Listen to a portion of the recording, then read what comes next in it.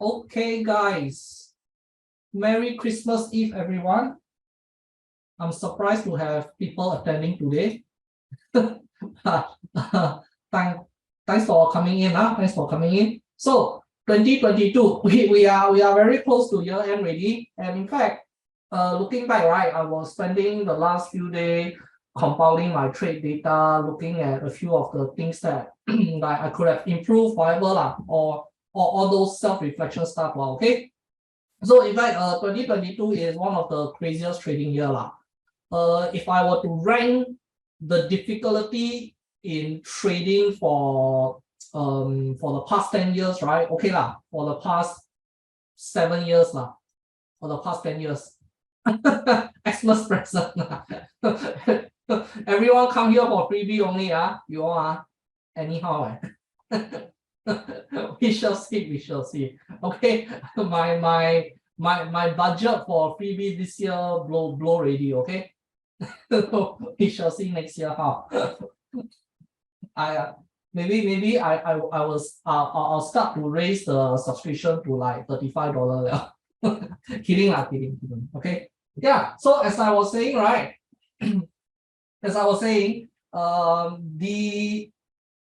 I started trading in 2013, and from 2013 until now, 2022, I would say 2022 is one of the hardest trading year. And in fact, 2020 is actually, I would say, not hard at all. 2020, in fact, it was a very easy trading year, because, okay, like you lose all your money in February, March, and then you get back everything from May onwards, okay? Even if you didn't catch the bottom at April, early May like that, but from June onwards, it is like all the way shown up already, okay? And the fact that the COVID year 2020, right, the initial drop was just one big sharp drop. Those kind of drop is very easy for you to just cut loss and recompose yourself, okay? Compared to what we have this year, it's like the drop is not a proper drop one. We always get caught in the bear rally, all this nonsense now. So I will rank 2022 as the most hardest to trade in my trading career. And the second hardest to trade, I would say is, wait, let me check. Let me check my notes. I would say somewhere from 2018 to 2019, that period was also quite hard because the market is actually stagnant. But even though it's stagnant, right, it kind of trap you in like that. It will create an all-time high and then just dive all the way down, like going to go downtrend like that, and then only for the market to immediately recover again. So for those who don't know what I'm talking about, is this period. I believe this is the Trump period. Yeah, I would say this is the second hardest period.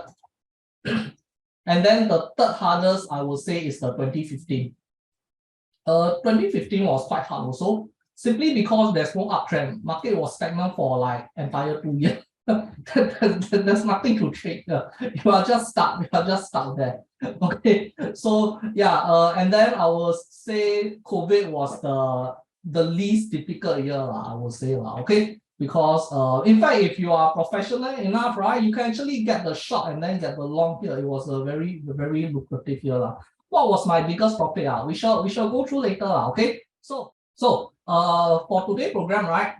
Since we are going towards the end of the year, I'm going to share my overall portfolio, okay, meaning all the trades that I've taken for the entire year, some of the good trades, some of the bad trade, some of the period which I think we could have done better. Like some improvement stuff, okay. But even before we go through the trade the trade journal, right? I also want to go through the overall framework, the framework of our trading strategy, okay. So over the years, right, we definitely have grown in terms of our trading strategy. We grown quite a bit also because we start to implement macro indicators and fundamental in early 2022, simply because the market is no longer suitable for pure technical trading, okay. In fact, 2021 was a period where you can get by with pure technical trading, but it wasn't the case in 2022 really. But not only that, right? Because I do believe that going forward, the market is not going market is not going to be very easy to trade really. It's going to be very, very tricky to trade. So you need to understand why you are taking certain trades, and you need to understand certain portfolio management strategy lah. Okay, because without all these if you are just trying to trade index up and down, it's highly likely that you will not do well in 2023 also. So even for those who have been here for quite some time, right, you will also know that I don't really encourage copy trading. The fact that you are here on Patreon is not for you to just blindly copy everything and then close eye profit like that. If that is possible, right, like I will have millions and millions of subscribers already. You pay $30, you get back like wow, $10,000, $20,000. But the true purpose is for you to learn how to manage your portfolio depending on how the market condition is, and also learn how to look at the macroeconomic indicators, look at how I position my portfolio according to what the economy and what the stocks are doing now. Okay, I think that learning portion is more important now. So I'll go through my overall strategy framework, and then from there, hopefully going into 2023, you will have a much better understanding of why certain trades are taken. You will also have slightly more knowledge about how to look at macroeconomic indicators. Of course, I'm not going to teach you the end-to-end now. Okay, we will need more than 1 hour to go through all those. So in this PowerPoint here, right, I actually sort of took some of the PowerPoint from my course. I put it here, but of course, you're not going to learn the entire thing simply because we don't have time, and of course, this is not the course also okay, but this is just to get you to understand the overall framework. So once I have gone through this, right, I will go through my portfolio, and then I will go through things to prepare for 2023, what to expect for 2023, and what are the skills and what are the knowledge that you need now. Okay, this is important because early 2022, around February like that, right, we sort of realize that the macroeconomic is doing very, very bad, and stock market is definitely going to hit down for the entire year. We already knew that way back in March. That's why for the entire year, right, I have always reiterated that every rally is a short. March rally, short. July rally, short. October rally, we are still shorting all the way. We never once changed into bull. We are always bear all the way. Okay, so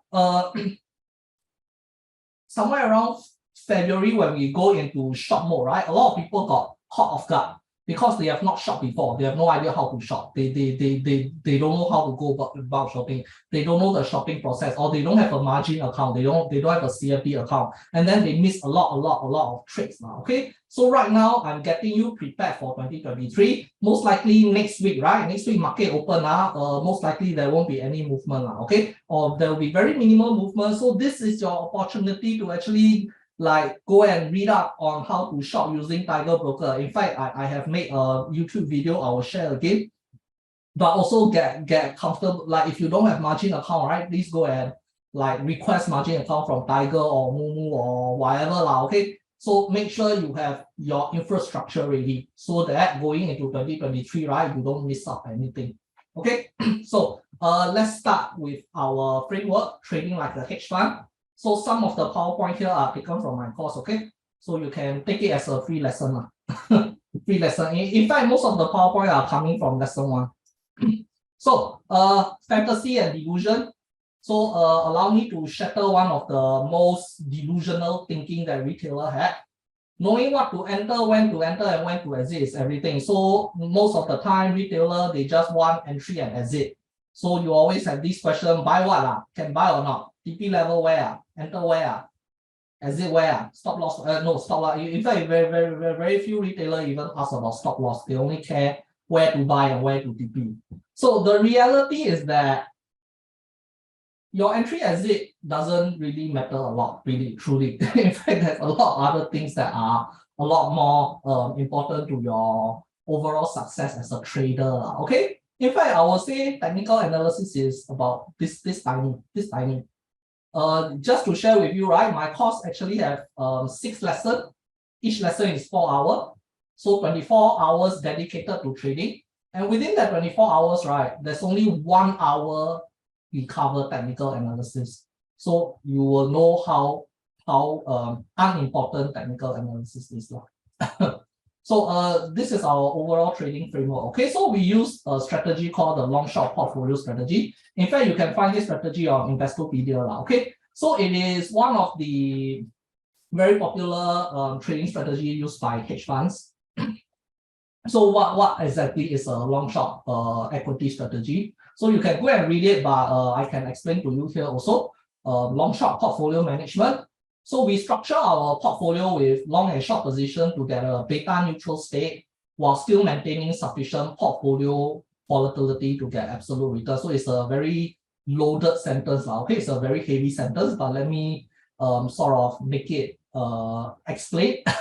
So beta is a measurement of your stock portfolio performance relative to the market. So most trading strategy and investment fund are beta positive, meaning you buy Amazon, you buy SPY, you buy Vanguard ETF, you buy ARKK, everything you buy, right, they are all beta positive strategy. So if the market do well, if the market goes up, your portfolio do well. But if the market crash, your portfolio also crash. So one of the most, I would say from a trader perspective, right, one of the most, I would say not right, the mindset not right is that this year, right, S&P went down about 20% now, okay? So currently, let me see what is the current S&P price is at. Currently, S&P is at 3,840. So that is about 20% down now, okay? That is about 20% down from January, 1st of January. So if let's say S&P is down 20% and your portfolio is only down 10%, you may think that you beat the market, you're very happy. Wow, market down 20%, but I down only 10%, so I beat the market. But in fact, as a long short portfolio trader, right, you should not be happy that your portfolio is even down because as a trader, right, you have the capability to short. You don't want to measure yourself against the market. So in fact, like for example, there are people who still make money doing dollar cost averaging, but why you spend all the money on dollar cost averaging when you could have play short position and you can earn a lot more instead, okay? So beta positive strategy tends to sort of tends to follow the market. When market crash, right, your portfolio also crash, which is what everyone is experiencing this year. So by structuring your portfolio to a beta neutral state, right, we become independent from the market. So beta is a measurement of market, but when we structure the portfolio to be beta neutral, right, our portfolio performance no longer care what the market is doing. We are able to generate profits regardless of market performance, hence the term absolute return. So you can see here, right, this little picture here, there's a paragraph that I highlighted. Long-short equity strategy is popular with hedge funds, many of which employ market-neutral strategy, which is beta neutral, in which the dollar amount of both long and short position are equal. Okay, so this is actually our edge because most of the time traders have to choose long or short. Like you either long S&P or short S&P, but for us, right, we just have a beta neutral, market up or down, we still earn anyway. So hedge fund strategy, hedge funds are called hedge funds because they use long short strategy. The fund is always hedged against the market. That's why they are called hedge funds. So whenever we enter or exit trade, right, we must look at the portfolio as a whole. We don't look at trade on individual level. We must see how entering and exiting the trade will affect our portfolio, because every time you enter a new trade or every time you TP something, right, your portfolio beta switch. You are no longer beta hedge or your beta become positive or something like that. Okay, so you must look at your portfolio as a whole. You cannot look at trade in a vacuum, but rather you need to look at how it affects your portfolio as a whole. In fact, when I go through my position every week in Saturday webinar, right, you'll realize that I will put up the market risk. Okay, it's something that I'm starting to share now also. So, and the next trade that we choose to exit or enter, right, it depends on state of our current portfolio. Okay, and this is why copy trading never works. Each portfolio have different needs. So you should never at any point in time blindly copy trade. So trade decisions are made on a portfolio level. depending on the state of market cycle, various economic driver, we can shift our portfolio to be slightly beta positive, beta negative, high volatility, low volatility. So we actually measure all these using Excel spreadsheet, okay? And I teach that during my course. So the degree of biasness, right? Whether we want to be slightly bear or slightly bull, it will be dependent on the macroeconomic drivers, lah.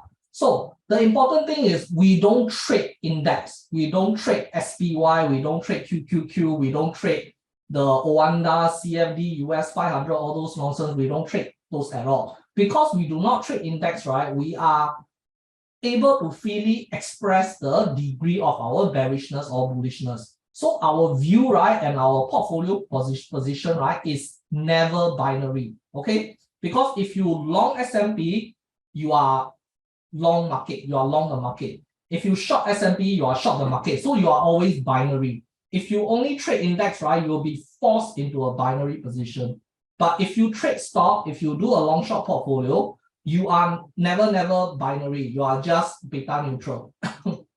So this allows us to profit in rising market, even when our view is bearish or vice versa.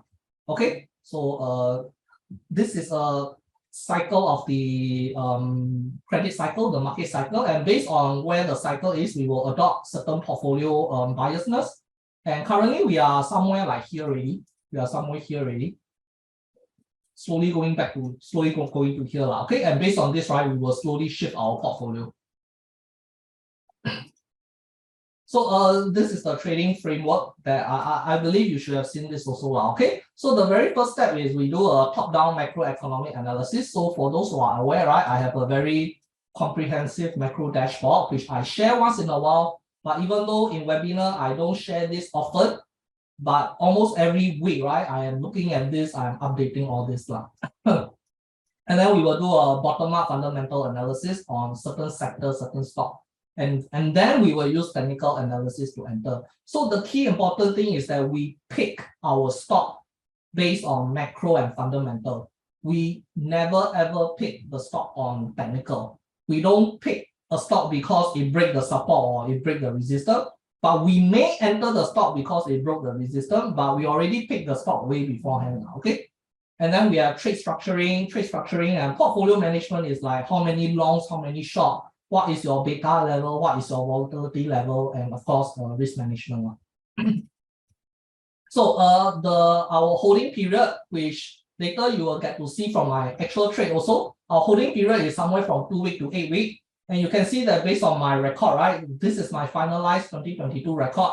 You will see that my average trade duration is about 32 days. Median trade duration is about 27 days. So it falls between this 2 week to 8 week time frame. Okay. So in this time frame, right, this is the volatility sweet spot. It is this time frame that the stock, it can move significantly. So whenever we trade stock, we want like 15 to 30% return, meaning the stock have to move like 15 to 30%.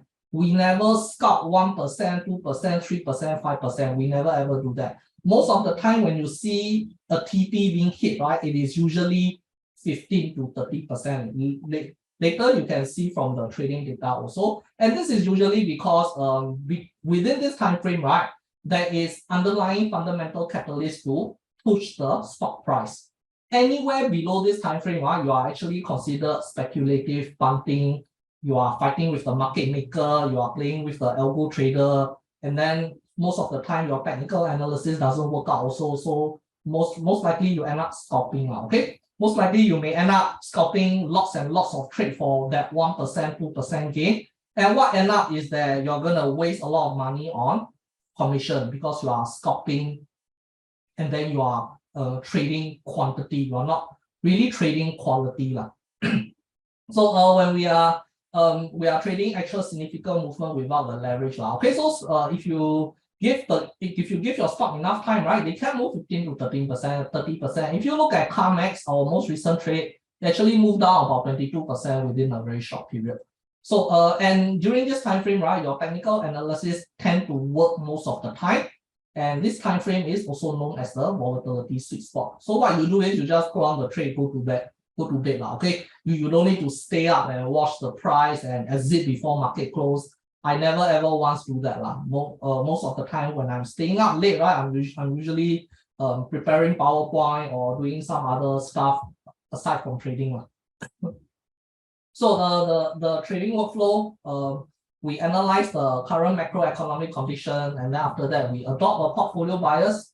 We identify strong sector to long and weak sector to short. We will generate trade ideas. We enter trade when technical aligned, and then we ensure that our portfolio structure reflects the macro. And then we constantly manage our portfolio with new trades coming in, old trades going up. So all these are done on a month-to-month basis because macroeconomic data are released only once a month. And then the rest, I do it on a day-to-day activity. Okay, whenever I'm free, I'm always looking out for new trades.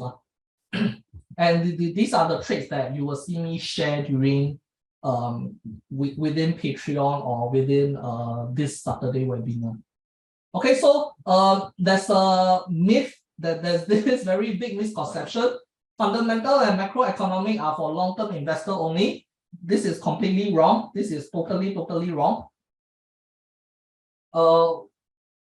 Normally people who say this are those who doesn't know macro or fundamental. They just want to, they only know moving averages or MACD. Okay, so why is it wrong? Because macroeconomic indicators and fundamental give us a long-term roadmap. And based on this long-term roadmap, right, we can actually place short-term trade. So as mentioned just now, as early as February 2022, right, the macro is pointing towards the direction that the economy is bad, the stock market is going down, and that is what gives us the confidence to consistently short the market for the entire of 2022. We already got the long-term roadmap, which is the downside. So all we need to do is keep entering short at a safe level. Okay, so imagine this is your roadmap. And currently the roadmap is rising interest rate and quantitative tightening environment. So what do? We just simply place a lot of shorts. Okay, so the fact that fundamental are for long-term investor only is doesn't make sense. Okay.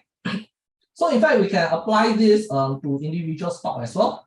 So let me just show you an example. Whirlpool is the stock that we have short multiple times. In fact, most of you should remember this stock way back in the earlier part of the year. Okay, so the macro backdrop is the rising rate environment, restricted growth, lesser demand for discretionary item, consumer discretionary stock should show weakness.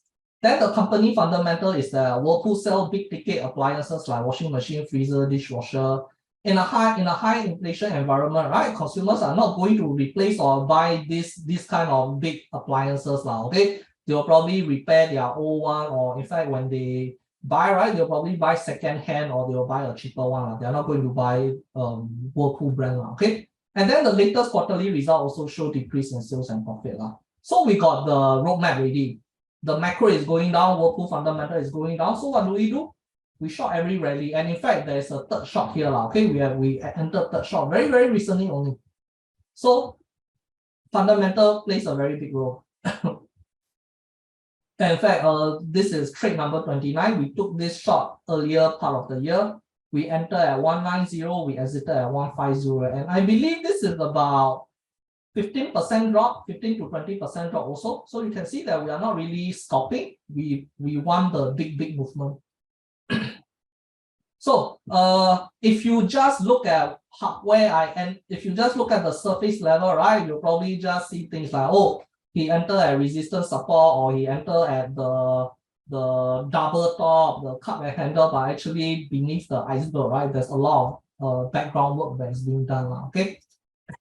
So there's a saying, if all you have is hammer, everything look like a nail to you. If all you know is technical analysis, then every trade will look like a technical entry.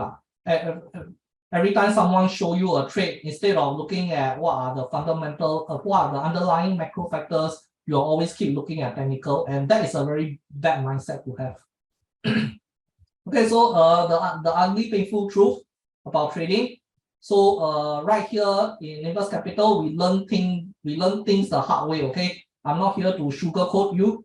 I'm here to deliver the painful truth. Okay, and then I know most of you are used to me already, but there are still some that get the heart very soft, very easily get emotionally affected by what I say. So number one, technical alone will not make you a successful trader. The sooner you learn to accept this, right, the easier your trading journey will become. Okay. In institutional trading, right, technical account for 5 to 10% of the work. So Patreon subscription, right? You are paying, I mean, you are here because you are paying for the Patreons now. Okay. So firstly, I honestly appreciate the support over the year, especially those who have been with me since like 2020. Okay. It has been 2 years already. So the subscription is like it's an opportunity for you to see how the life portfolio is being managed. Okay. So don't just focus on what are the trades, what I enter where, I exit where, but also look at the portfolio level. Look at the overall level. What other position am I holding? Am I entering long because I'm holding a lot of shorts already? Or am I entering short because I feel that the macro is in a very bad state? So look at it on a higher level, okay? Don't just zoom into individual trade and then trying to figure out where the moving average crossover. In fact, if you look at my chart is completely naked, not wearing any clothes at all. There's nothing on my chart except for the candle. So focus on the learning and then the money will come automatically.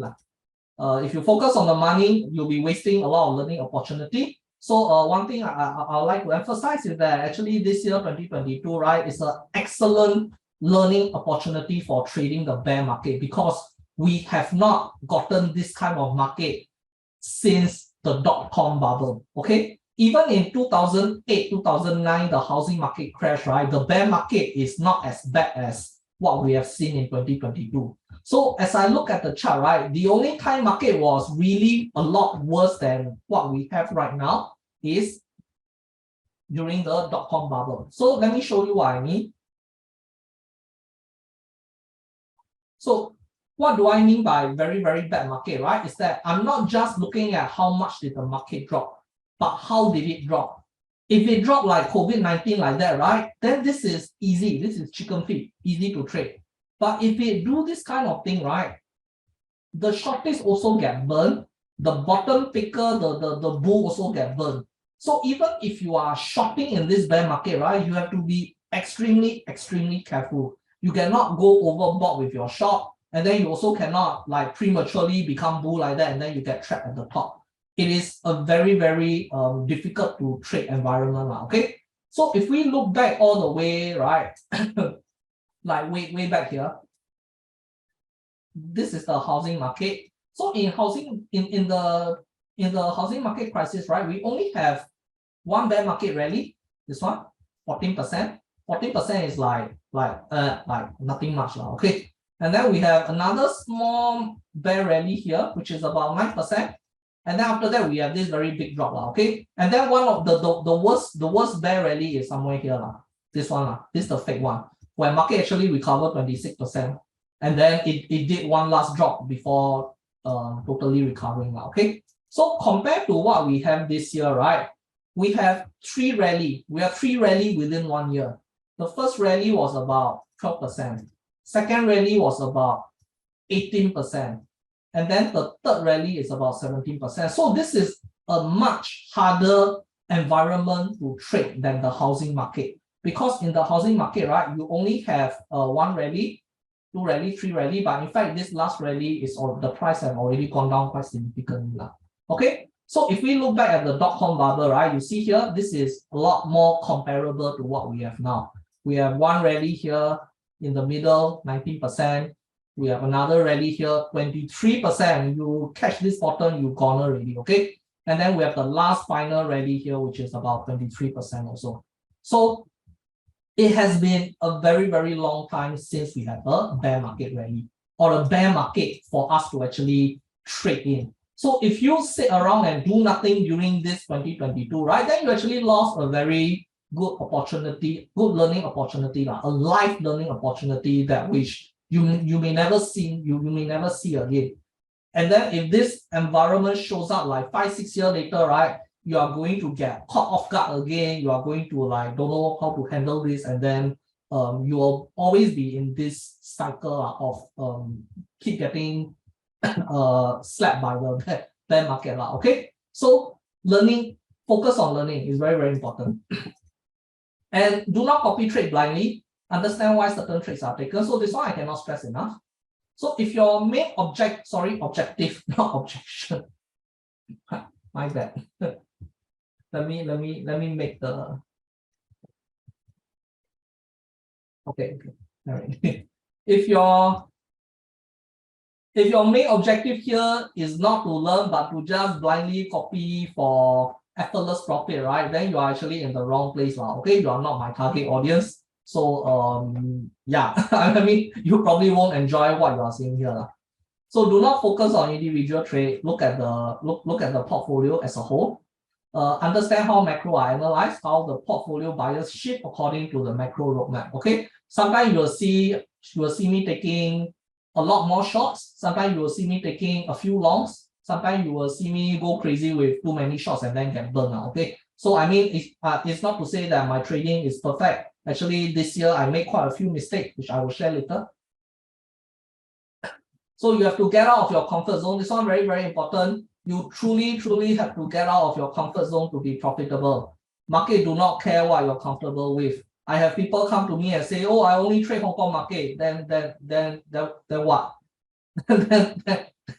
or I only trade US market. like I mean, the market doesn't care what you're comfortable with, okay? So number one, you must learn to short sell. If you scared to short sell, right, and you don't want to short sell, then boo hoo hoo lah, okay? You go play in the TD pool, you go and dollar cost average or SPY. You must learn to hold US position overnight. If you scared, right, then try me a river, okay? There's nothing I can do. You must learn to be comfortable with all these. Because if you are doing things properly, right, if you are within your risk tolerance, if you set your stop loss level, everything, right, then there's nothing to be scared about. In fact, right now, I don't even set stop loss on my position really. I just go to bed at night because I know that on this day there is no macro data coming out that can push the market or what. I just sleep. Okay. Or I only trade index. This one is the worst. If you only trade index, right, time to get out of that bubble. Okay. Well, if you only trade index, then you do you lah. Okay.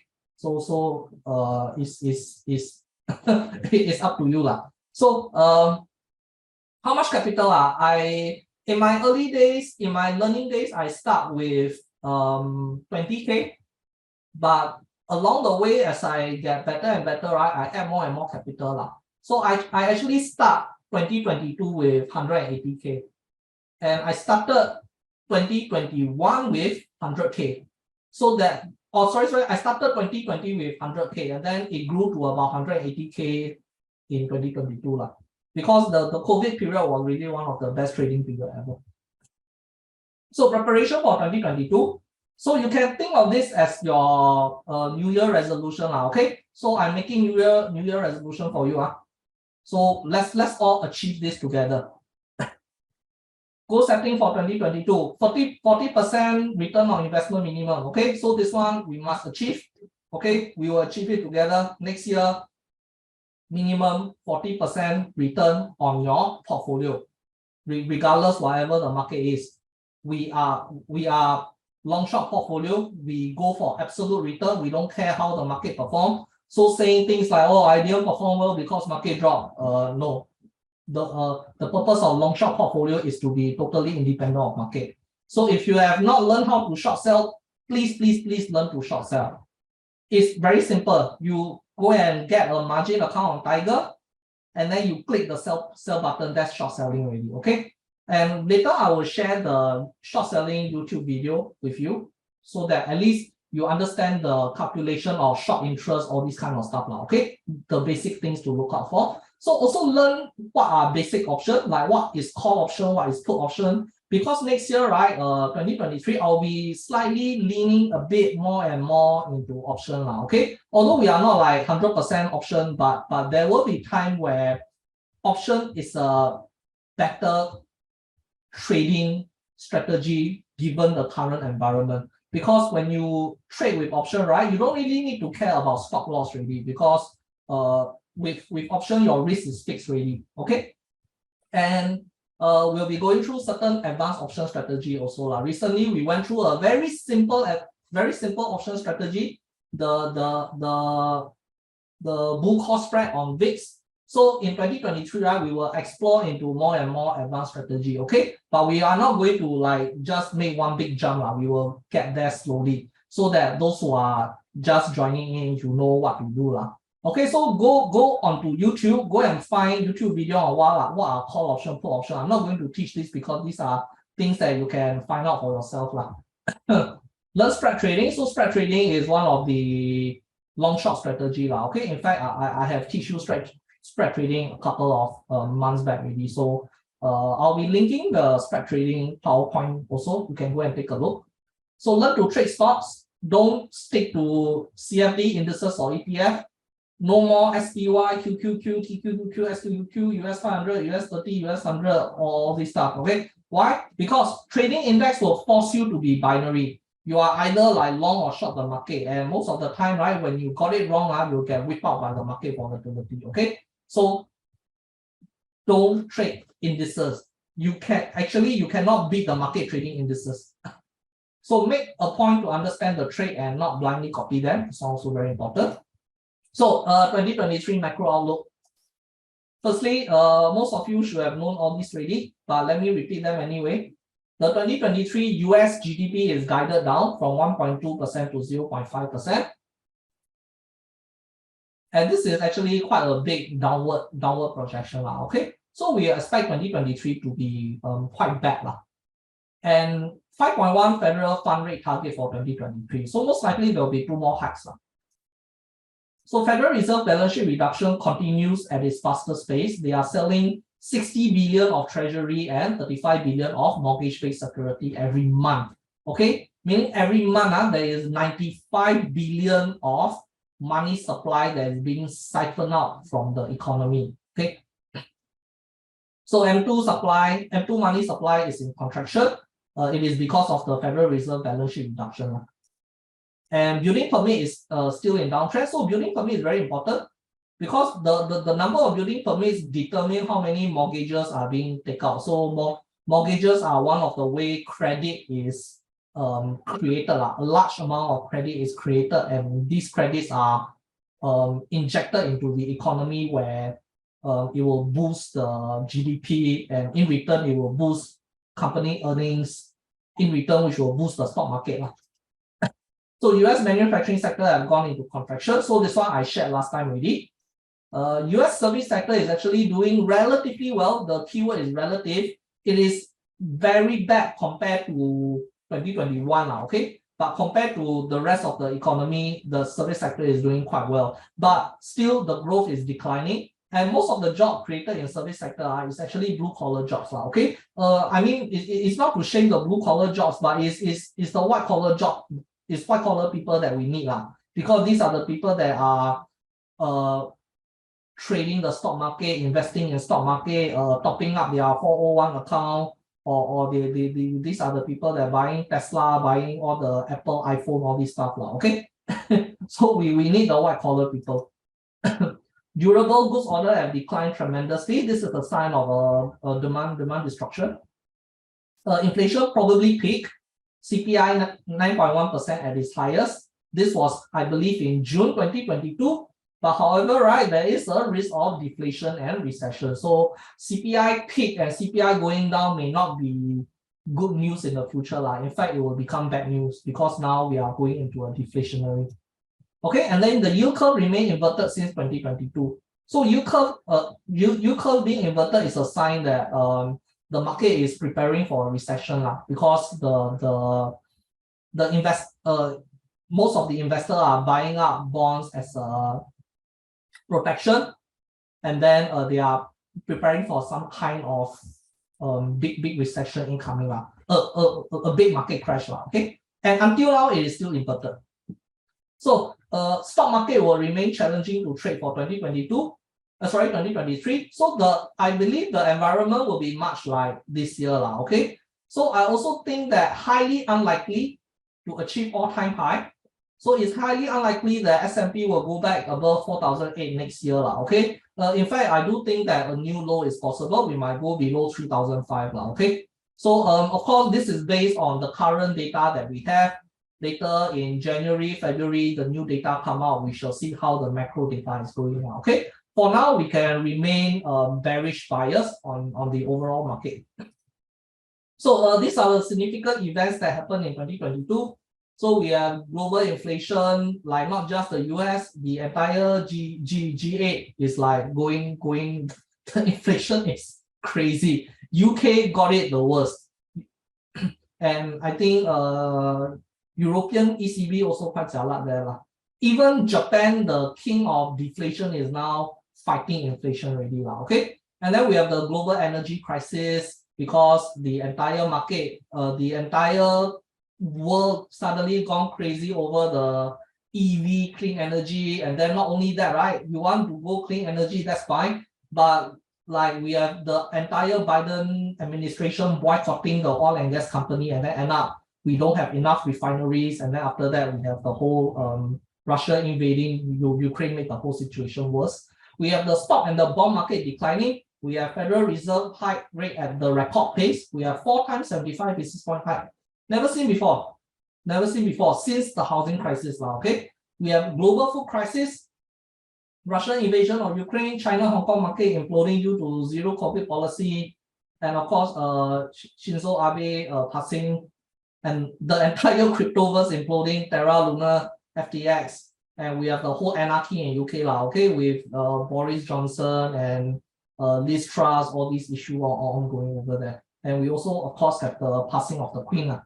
Okay, so we have quite a lot of crazy stuff happening this year. So if you survive 2022 with positive portfolio performance, right, you are actually doing very, very great. Okay, even if you have like 5% or 10% performance, that's considered very good already. So if you are standing here right now, you are not back holding, you are not like down like 30-40%, right? You are considered very good already. Okay.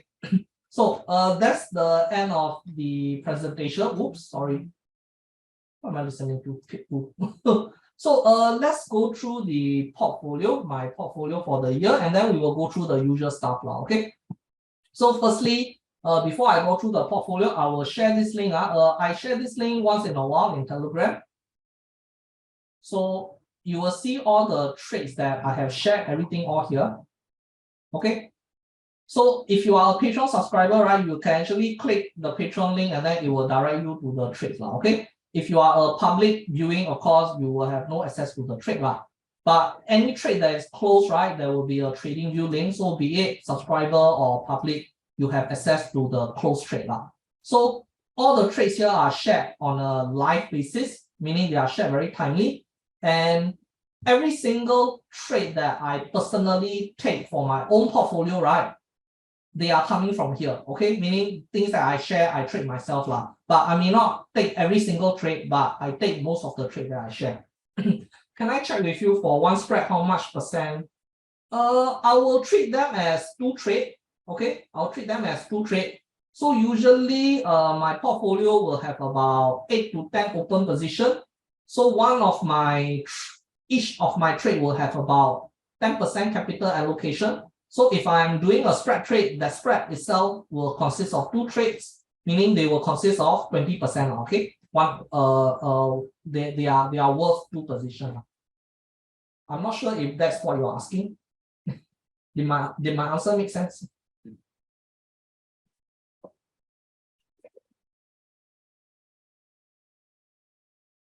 Okay, sorry, give me 1 minute. I drink Milo.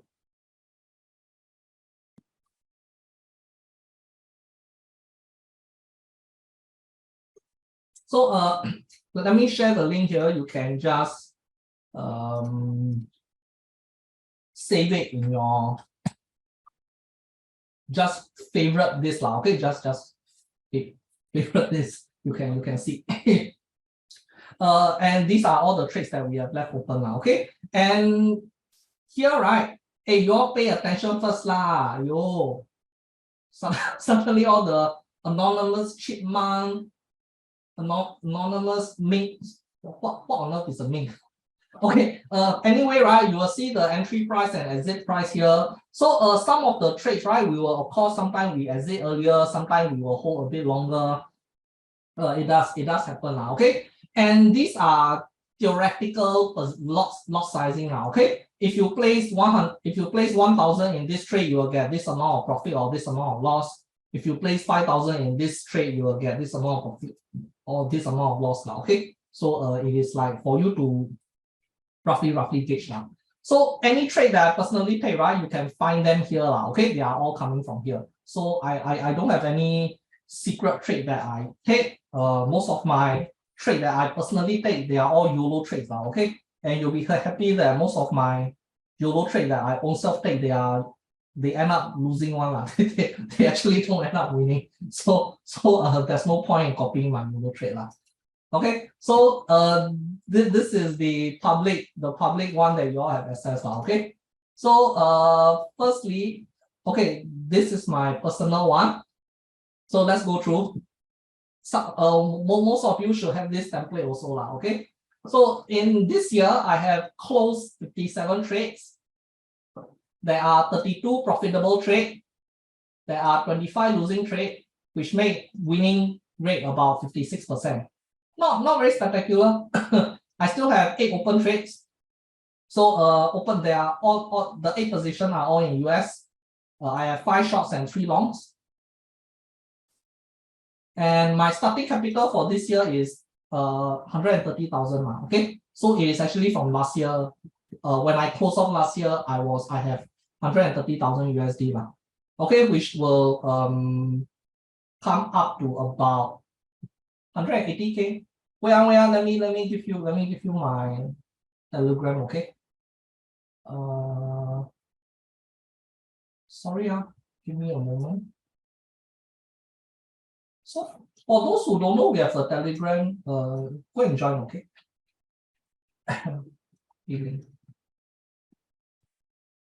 Okay. So next thing you will see here, total profit 91,000. So this 91,000 is coming from 32 profitable trades. Okay.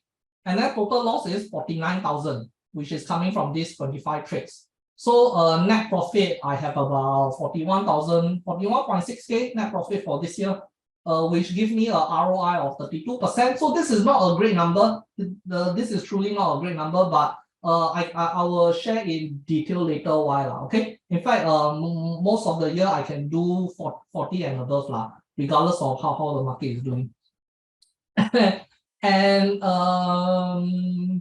you can see this is average profit per winning trade 2008, average loss per losing trade to 1009. Okay, so you can see that my winning trades, I win a lot more than my losing trade. So overall, even though I only have 56% winning rate, right, it's still quite profitable overall. So now this is my equity graph, how my profit looks like over the year. So I actually start off very negative, not very low. Okay, I went as low as negative 5,000. I think you all should know why also, because we start off the year like the market all-time high, we place long position, and then by mid-Jan, right, everything crashed, and then we started losing money left and right. But by February, right, we managed to project the market in the correct direction, and then from there, right, we were able to get profit. Okay, so somewhere around February, we switched into short, and then we were able to get majority of the short profit. And then you can also see somewhere from June 15 all the way to September, right, it was very stagnant. the portfolio went down, and I think you all, if you have been through this period, you all should know also. Okay, and then after that, we have a recovery here.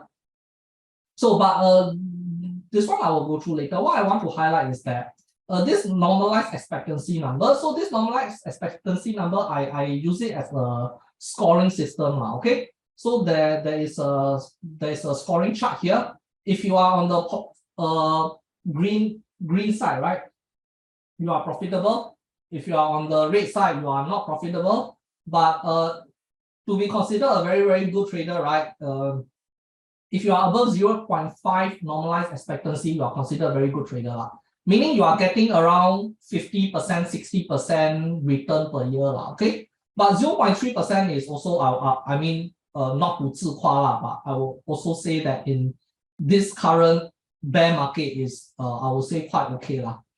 In fact, if you are around 0.25, right, you are considered very, very good already. As a retail trader, your performance is very good already because 90% of the retail trader is 0 and below, okay? So as long as you are making some money, you are considered good already. But if you are above 0.5, of course, that means you are very, very good. But bottom here, there are some data analytics also. So these are all my closing trade. I have a total of 52 close trade on US. There's only 5 on SG. We did not touch Hong Kong this year at all. And there were 37 shorts, 20 long. So obviously, because we are shorting most of the time. And then this is how long my trade lasted. So you can see most of my trade, they lasted 22 days. There were 22 trades that closed between 10 to 30 days. Okay. So remember when I show you the framework just now, most of our trading time frame is 2 weeks to 8 weeks, and we are actually within that time frame. Okay. And there were 12 trades that closed less than 10 days. There were 13 trades that closed between 30 to 60 days, and there were 10 trades that went above 60. Okay. So once in a while it happens, but of course you minimize it. Okay. And you can see here, this is by win-loss. Majority of the wins are coming from short positions. And majority of the wins are coming from US market. Okay, in fact, Singapore, there was some winning trade also. So majority of the winning trade is coming from within 10 to 30 days. Beyond 60 days, right, I have equal win, equal losses. Okay. And 30 to 60 days, there are still enough winning trades. So let's look at the trade data here. So these are all the trades that you can actually see from this one. Okay. It's exactly, not exactly, all the trades are coming from here. But the way I enter, the way my lot sizing, it may be slightly different based on my own risk tolerance. Okay, so one thing I want you to focus is this column here. This column is telling you how much did the price move. Okay, so for example, if I look at Snowflake trade, this is a short position. I enter at 267, I cut loss at 32. In this case, Snowflake actually moved 97% against my direction line, and then I cut the loss. Okay, and then what you will notice is that if you look at all the profitable trade, you will see, as I mentioned, we are aiming for 15 to 30% return on the stock. Okay, we are not scalper, we are not there to take 5%, 2%, 3% return. We want that big move. Okay, you can see most of the trade we are able to get 32% move. This is on Snowflake. This second Snowflake is a gap down. There was a 20% gap down on earning. I'm sure most of you remember this. And you can see here that this is only 5%, but this is 5% because I'm actually trading CFD S&P. Okay, and this is the only CFD S&P 500 that you will see here. So index actually trade quite how should I put it? Not so volatile. 63 to 69.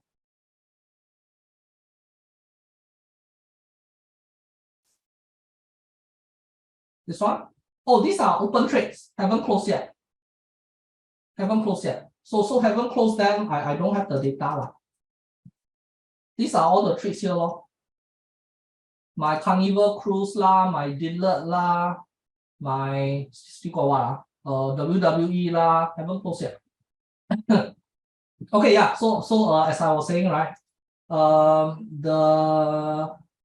Most of the return, you will see that I'm getting about 39%. This is on Rivian, 34% on Children Place, 18% on Amazon, another 13% on Amazon, 21% on Whirlpool, 20% on Pool Corp. And then most of the losing one you will see is about 13%, 7, 10, 8. Then sometimes you'll get a little bit higher, 19%, 10%, 13%. Okay, but you will see majority of the trade, I am able to get quite a significant amount, about 15, 17, or sometimes 18, 13. Okay, so this is very important. You'll see that those smaller numbers they are actually coming from the spread trading now. Okay, spread trading, the return is not really a lot. So if you understand what spread trading is, I think you should be able to understand why the return is not a lot. So anything less than 10% is usually coming from spread trade or the spread trade. Okay. So it's very important to ensure that you are able to capture the big portion of the move. Because let's say if small profit you happy then later you miss the big move also wasted. What happens is you are going to give up majority of the profit and then end up like now your loss are more than your profit already because you are giving up a lot of your profits now. Okay. So you can actually see during around here, somewhere from June all the way to September, right? There's a string of losses. It's actually a string of losses. So let me just show you the market, okay? So firstly, right, we went, this is World 2. I will use S&P 500 since it is representative of the market. So we actually went short somewhere around here, around February, right here. This is the point that we went short. Okay, so during this March rally, this March rally was quite an aggressive rally. Stock market actually went up about 13%.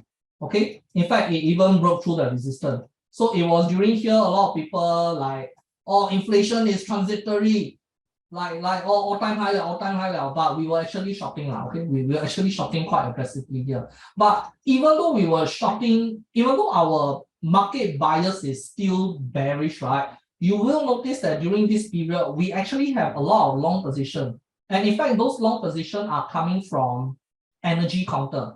I have Rex International that was in trade and entered in February. I have Golden Energy entered in third. I also have Archer Daniel Miller entered somewhere around end January like that. So these are commodity counter which does well in an inflationary environment. So even though our view on the market is bearish, right, we still have longs. We still have long positions that are profitable during this bear market rally. Okay, so we actually survived this bear market rally quite well. And the moment it continued to drop from March all the way until May, right, we are able to capture majority of the profit here. You can see March, April, May, all the profit are coming from a lot of shorts. In fact, you can see Google here, there's a $3,000 loss on Google, and there's also another $1,000 loss on MasterCard. So these two losses are actually what I will call collateral damage. Okay, I actually placed a long position on these two in case market really go all-time high. Okay, because who knows, like maybe market really, I mean you can't be 100% like market going down. Okay, you still need some protection. So I placed those two trades as a upside protection. But I mean eventually they end up in losing, but the profit was a lot more than what I have lost in these two trades. Okay, and then we came to this period. So this is one of the portion where I will consider that I made the mistake. Okay, so from June to August, right, there was another bear market rally, and that is where we actually started. From June all the way until like August, September, it was like negative all the way, very chala. And that's why you can see my portfolio kind of like from the peak of 38K profit went all the way down to 26K. I lost about 12K okay, in my profit in total before I recover. And of course, it was also during this period I lost a lot of subscribers in my in my Patreon. Okay, so there is a reason for this. Simply because, right, during this period, during this candle, this is the CPI candle. During this candle, the CPI actually come out 9.1%. Okay, and in fact, it was a very high number. It actually went above the consensus, went above the forecast, and then it was really very high, really higher than the forecast that they provided. So when we saw the CPI came out, the market actually crashed. That's why this is a hammer candle here. The market actually crashed and it broke through the support. So when it broke through the support here, right, we kind of entered a bunch of short position during this period. And then towards the end of the day, everything recovered, then everything recovered all the way. And you can see this was on 14th of July. And on the 14th of July, right, you can see most of the trades like we enter Cortera, we enter Pulcop, we enter Tesla. So we enter quite a number of shorts during those periods that we were caught off guard. Okay, so what happened in this period was, firstly, we got too blinded by the CPI data, and then we went into a full short position. In fact, I remember during this period, the only long position that I have was Calmay, which ended up still profiting $2,000. Thank God it managed to buffer $2,000 worth of losses back then. Okay, so we went into a full short position here. We kind of like broke our beta hedging rule, and then after that we got burn overall here. So then after that things sort of recover, we learn our mistake, and then we recover our portfolio. Okay, so when markets start to go back down again, we were able to profit from all the shorts again.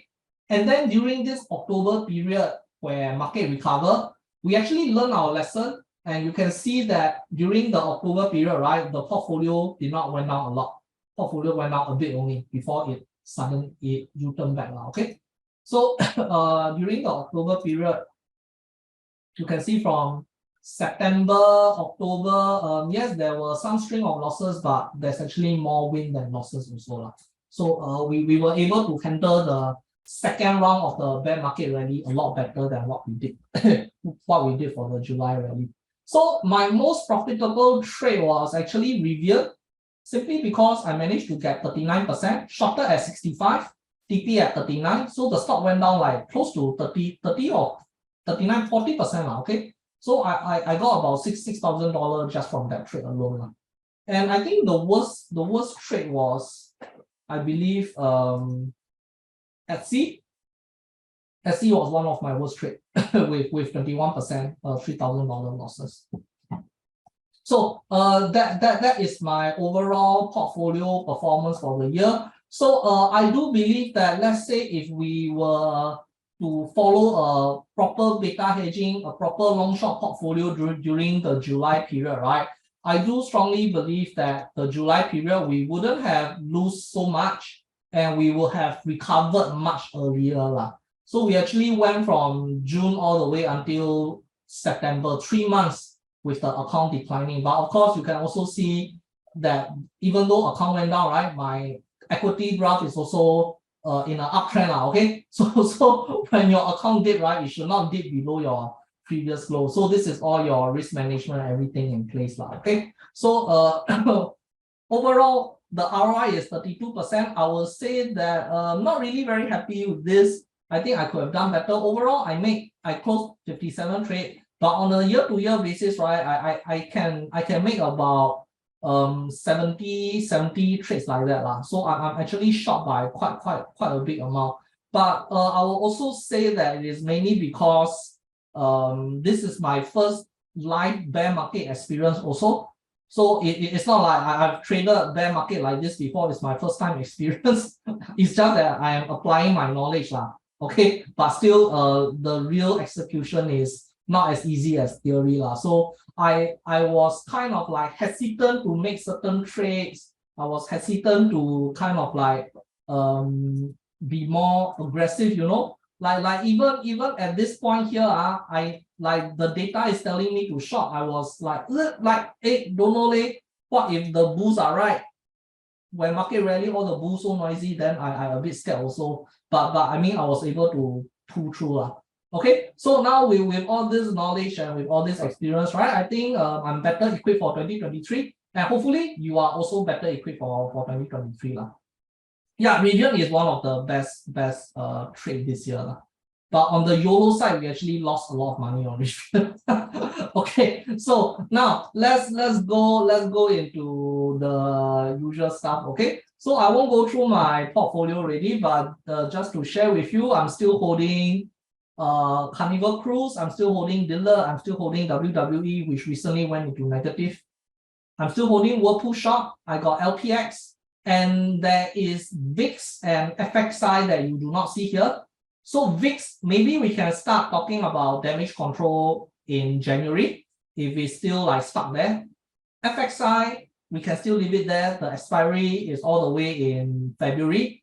And I think by February, Hong Kong market or the China market should start dropping already. Okay, we are starting to see seller coming in already. In fact, every time Hong Kong try to rally, it is faced with a lot of seller here also. Okay, so don't get too worried over FXI, but we may start to do something about VIX in the first week of January. Okay, so currently I have overwhelming shorts. The only long I have is WWE, but soon I will start adding a bit more longs now. Okay, now I'm adding long simply because I need to do a bit of portfolio management. It's not because I believe market is going to go up, but it is more of like a hedging purpose lah. Okay, more of better hedging purpose, because right now I have four longs and four shorts and one long, and I have VIX long, but VIX long is not considered long. VIX long is actually bearish for the market lah. Okay, so I cannot treat VIX long as part of my long also.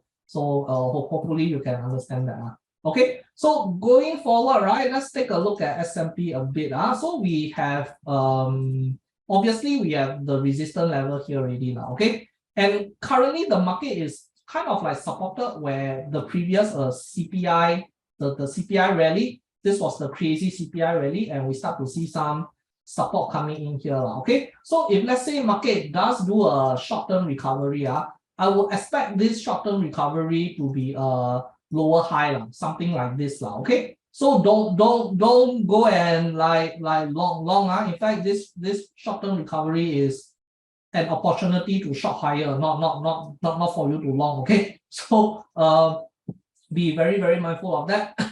We also have the 10-year yield kind of like recovering a bit. Oh yeah, talking about 10-year yield, let me just go through the overall macro outlook. Okay, since I was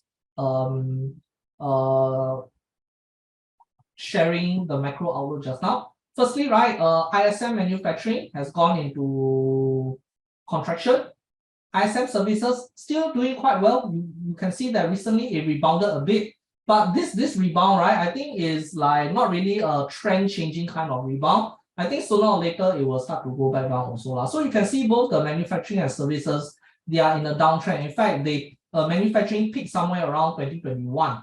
And services peak somewhere around November 2021. Okay, so it is because of these indicators that somewhere in March 2022, we know that market is most likely going downtrend because both the manufacturing and service sectors are not doing well. And we also have the consumer sentiment going down quite significantly in 2022 also. Building permit going downtrend, it kind of peaked in February 2022. And it broke the low, it broke the September low, and it started to create a lower low already. Okay, so building permit going downtrend is it's considered quite bad for the overall market also. And the M2 supply growth, you can see it gone into the negative state, meaning month over month, right? There are contraction in the what do you call it? The money supply, okay. And if you look at the yield curve, let's look at the yield curve from here. When we look at the yield curve, right, we can see that the curve is getting more and more inverted. Okay, so the yields are overall coming down, but the pattern of the curve, right, it is the front part is getting higher and higher. The back part is getting lower and lower. So it is like getting extremely inverted, which is really not very good for the market. In order for us to be bullish, right, what I want to see is the back end can come down, but I also want to see the front end coming down even more. So this is a healthy curve. Like what you see here, right? This orange color is a healthy curve. We want an upward slope. We don't want this kind of flat, or we don't want this kind of inverted, okay? But if we start to see the front end go up higher and then the back end come down lower, then this kind of curve is like you run for the hills, okay? If you see that kind of curve, you run for the hills. So the yield curve is not really painting a good picture also. So far, if we compile all the data that we have so far, right? Building permit not good, manufacturing not good, service relatively okay, consumer sentiment not good, money supply not good. Then the yearly GDP projection for 2023, we don't look at 2022 already in December, okay? So 2023, we know that the projection was decreased to 0.5, so it is quite bad also. So now all the macro data are pointing towards the downside, okay? Meaning to say any rally is a short, any kind of rally is a short, and that is why whenever irrational rally happen, we will always confidently take the short. The reason why I say irrational is because it is going against the macro trend. And whenever we see irrational rally, right, we love it because it allows us to short higher. And in fact, like we shorted quite a number of stuff here also lah. Okay. So let's take a look at some of the current trades that we have. Yeah, bunch and post holding spread is not there, but it's actually let me see what is it doing. Okay, we are still holding Carnival Corp. Louisiana Pacific is still open, but if you miss this trade, right, it's a bit late to enter already. But I do think that if you want to enter FXI, right, you are still quite okay for FXI. This one, China share, China large cap. This one is still okay. It is still very near the entry lah. Okay, you can still go for this trade if you want. And Carnival Corp a bit late already lah. Carnival Corp also cannot enter already, a bit late. So I think now in our open trade, right, I believe only FXI you will be able to enter. The other one that I'm kind of looking at is actually Netflix. So in the future, right, I may want to short Netflix. We shall see how it goes.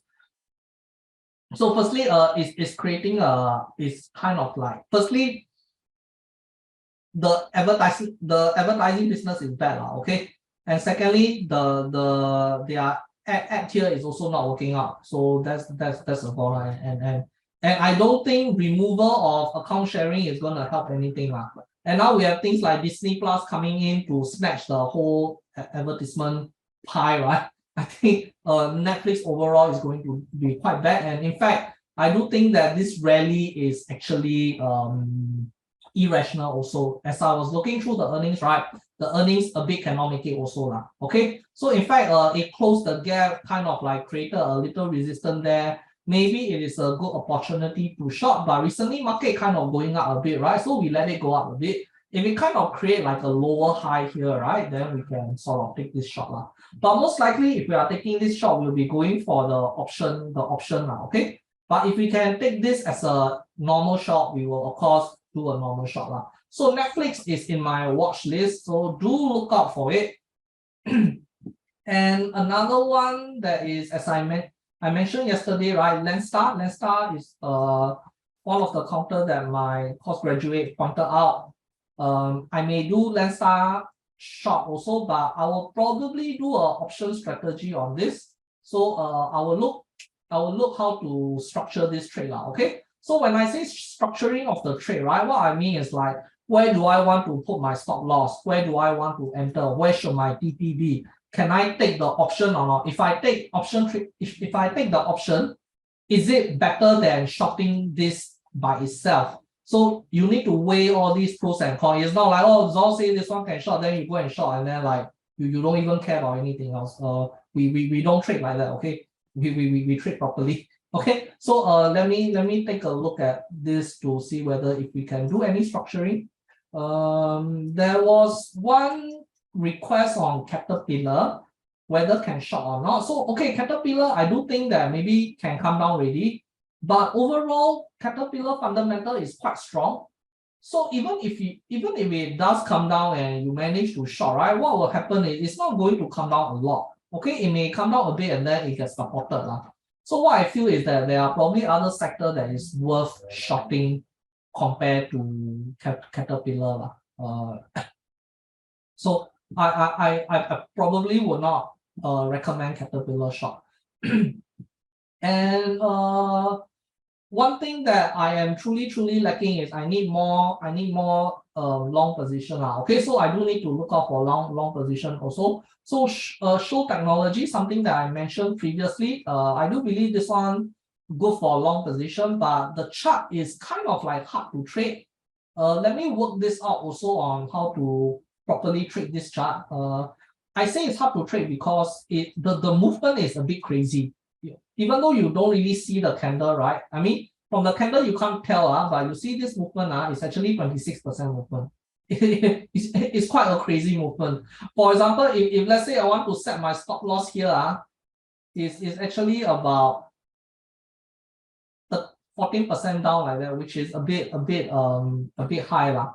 And if let's say this one were to come down like this, right, your stop loss can taken out also. Because if I want to trade this, maybe I might want to place my stop loss here, but it is too far down, 27%. So I'm hoping it go lower. So still waiting a bit. And post holding is one counter that I will be looking to go long position again.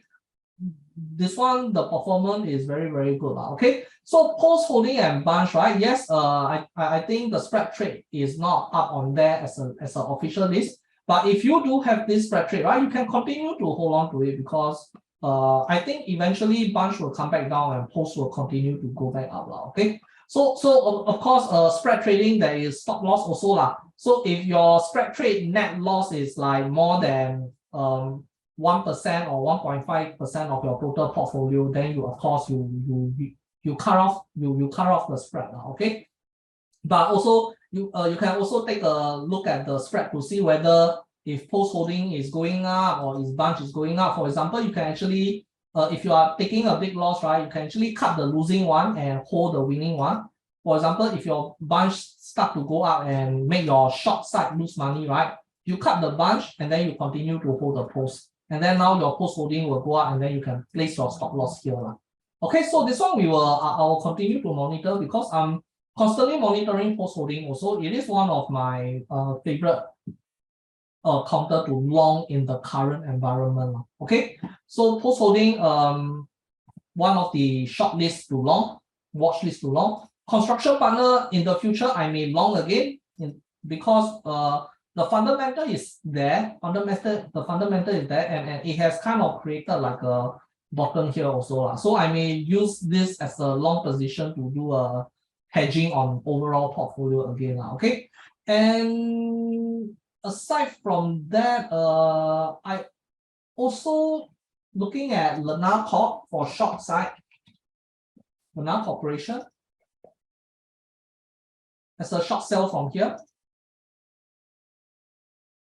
So this one on my shorting watch list, but the reason why I am not entering Lena Corp is because I have recommended Louisiana. Okay, so both are home builder sector.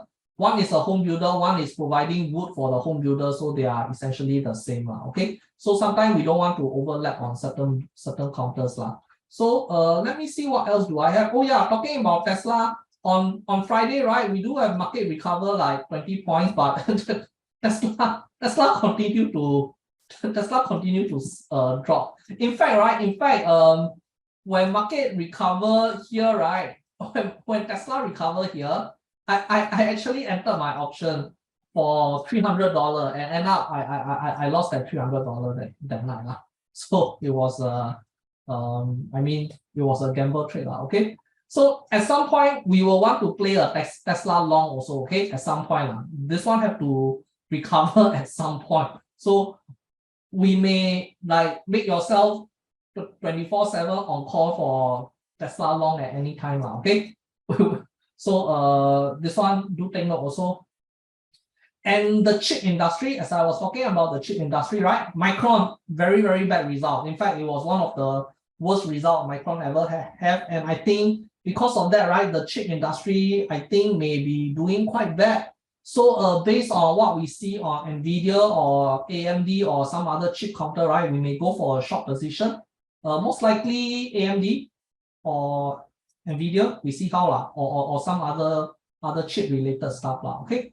So these are all the sector and all the counters that I have actually kind of shortlisted. So whether or not you can be profitable at the end of the day is to sort of take all these trade ideas and make them into one football team like that. Okay, so your portfolio overall is your football team. Every trade in your portfolio plays a role. None of the trade exists by itself. They must be serving some kind of purpose. Okay, so maybe some counters may lose, some counter may win, but as long as you are winning more than you lose, right, you are fine. So you must be comfortable with looking at red and green in your open position, which is very common for a long short portfolio.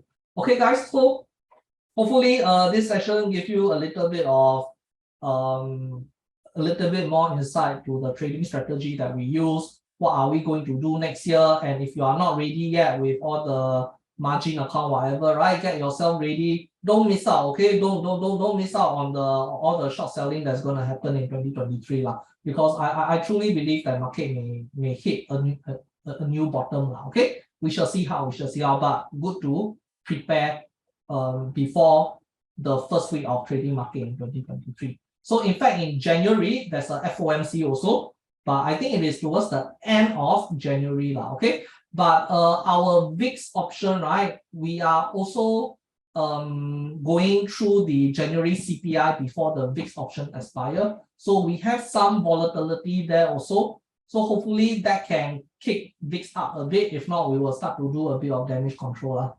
Okay, guys. So that's it for today's session.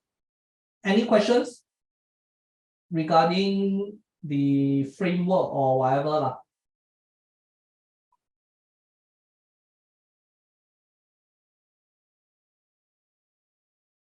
Going to print my model.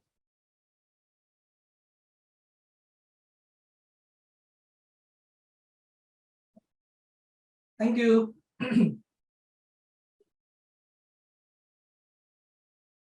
Merry Christmas. Oh yeah. Forget. Merry Christmas, everyone. Enjoy your Sunday, okay? Enjoy your Sunday. Thank you, bro. Merry Christmas.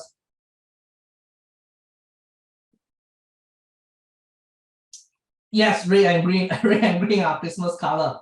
Correct. We must embrace both red and green.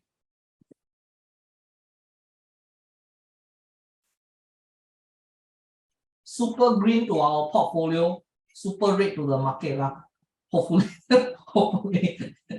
No wonder everyone hate the bear, because we are always jinxing the market to go down.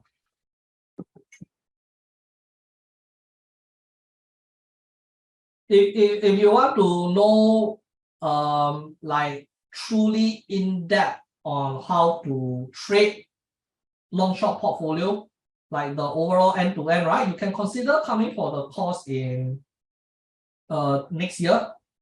As a course graduate, right, you are entitled to Patreon stuff for free lah. Okay, so the moment you graduate from the course, you don't need to pay for Patreon stuff already. So you are, I mean, of course, hopefully when you graduate, you don't need my help really also lah. Hopefully lah.